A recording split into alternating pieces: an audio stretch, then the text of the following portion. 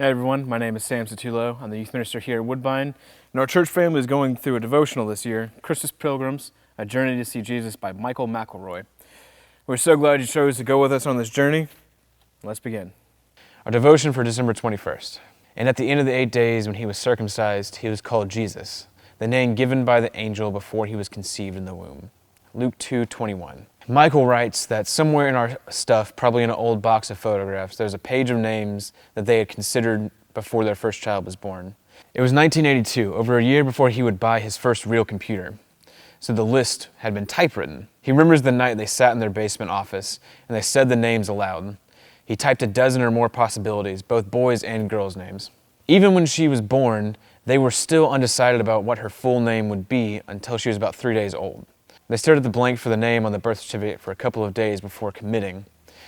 But when they came home from the hospital, she was Heather Susan McElroy. Mary knew her baby would be a boy and knew his name before she was even pregnant. She had no pregnancy test, 4D ultrasound image, or baby name book, but she knew because the angel said so. When Joseph came and reported the collaborating message he received from the angel, she knew. Later, after the baby had been born, the delay until the 8th day was a formality of the Jewish circumcision ritual, not the inability of young parents to make a choice about something as important as a child's name. He was called by more than one name in the prophecies: Wonderful Counselor, Mighty God, Everlasting Father, Prince of Peace, Emmanuel, to name a few. Each emphasized some aspect of his character, nature, or mission. But when the angel told Joseph the name would be spoken when it was time for an ancient Israel's equivalent of the birth certificate, that name was Jesus. Do you know the meaning of your name? Do you know the story of how your parents chose your name?